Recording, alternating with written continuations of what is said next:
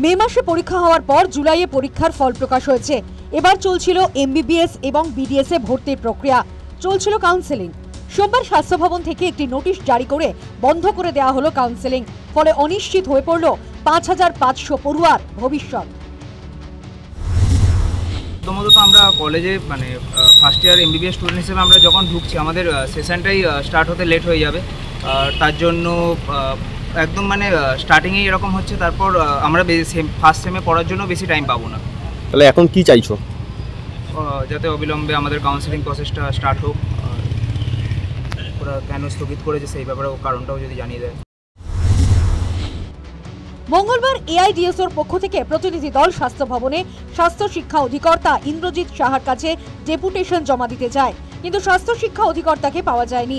ফলে ডেপুটেশন জমা না দিয়েই ফিরতে হয় প্রতিনিধি দলকে।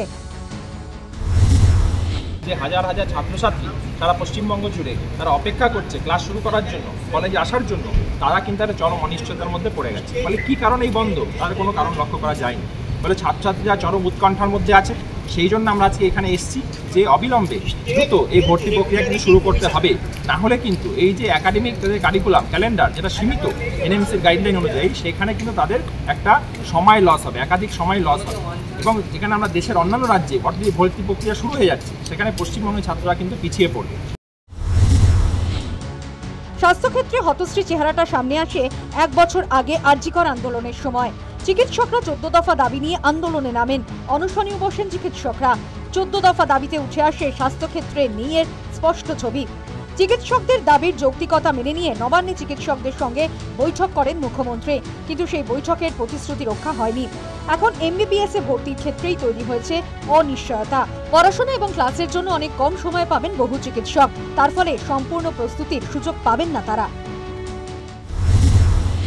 আমরা তো আজকে ছাত্র থেকে স্বাস্থ্য পরিষেবা দেওয়া থেকে মেডিকেল শিক্ষক হওয়া এত বছর জীবনে আমাদের কেটে গেল, আমাদের আগেই অভিজ্ঞতা কোনো দিন হয়নি যে হঠাৎ করে ভর্তির প্রক্রিয়াটা মাঝপথে অনির্দিষ্টকালের জন্য পিছিয়ে দেওয়া হয়েছে কোনো কারণ না জানিয়ে। এই রাজ্যের শিক্ষা আমাদের যে প্রায়োরিটি তার সবচেয়ে নিচে। আমরা অনেক কিছু ভাবছি, অনেক কিছুতে অনেক গুরুত্ব দিচ্ছি, অনেক সমাধান করছি পাড়ায় পাড়ায় গিয়ে, কিন্তু আসল মানুষের শিক্ষা, মানুষের স্বাস্থ্য, মানুষের বাসস্থান, মানুষের কর্মসংস্থান এসব নিয়ে মনে হয় কিছু ভাবছি না। এত ছাত্রছাত্রী যারা ভালো পড়াশোনা করে নিট ক্র্যাক করলো এবং পশ্চিমবঙ্গের ছাত্ররা পশ্চিমবঙ্গেই পড়তে যায়, অবশ্যই কেন বা তারা বাইরে পড়তে যাবে, তাদের ক্ষেত্রে একটা ভয়ানক সমস্যা তৈরি হলো। তো এটা একদম দায়িত্বজ্ঞানহীন একটা কাজ বলেই আমরা মনে করি স্বাস্থ্য দপ্তরে, এবং আমরা চাই অত্যন্ত দ্রুত এটা রিভার্স হয়ে দ্রুত যাতে অ্যাডমিশন প্রসিডিওর শুরু হয়। একই অভিযোগ করছেন রাজনীতি জগতের দুই ব্যক্তিত্ব, চিকিৎসক এবং প্রাক্তন সাংসদ সুভাষ সরকার এবং কংগ্রেস নেতা অধীর চৌধুরী। যে ফার্স্ট প্রফেশনাল পরীক্ষা দেবে সেই পরীক্ষার কোর্সটাই তো কমপ্লিট করতে পারবে না, অথচ অ্যাপিজমেন্টের জন্য স্বাভাবিকভাবে সকলের মনে প্রশ্ন জাগছে, তাহলে ওই ওবিসি জট যেখানে বেআইনিভাবে সংবিধান বিরোধীভাবে ৭৬টি মুসলিম সম্প্রদায়কে সুবিধে পাইয়ে দেওয়ার যে সরকার, এই রাজ্যের সরকার, এটা পশ্চিমবঙ্গের সরকার না বাংলাদেশের সরকার, এটাই তো ভাবতে হচ্ছে। দিদির নেতৃত্বে যেগুলো দপ্তর আছে মোটামুটি উঠে গেছে, এবার শিক্ষাটা তো অলরেডি উঠে গেছে, প্রায় উঠতে চলেছে এবার। আর বাংলার খোকাবাবু লেকচার মারছে।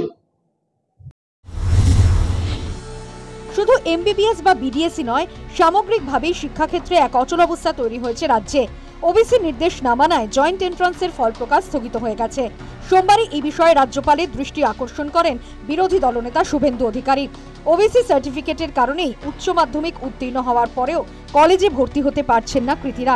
মঙ্গলবার এই নিয়ে বিকাশ ভবনের সামনে বিক্ষোভ দেখান এসএফআই এর সমর্থক কর্মীরা। তাঁদের সেই আন্দোলন নির্মমভাবে দমন করে পুলিশ। শিক্ষাক্ষেত্রে নৈরাশ্যের এই ছবি রীতিমতো হতাশাজনক বলেই মনে করছেন শিক্ষাবিদরা। দুর্নীতির কারণে ২৬,০০০ শিক্ষক শিক্ষাকর্মী চাকরি বাতিল হয়ে গেছে। শিক্ষক সংকটে রাজ্যের শিক্ষা প্রতিষ্ঠানগুলি। এইসবের মধ্যেই নতুন আঘাত এলো স্বাস্থ্য ভবনের নির্দেশিকায়। কোন পথে এগোচ্ছে রাজ্যের শিক্ষাক্ষেত্র? News time.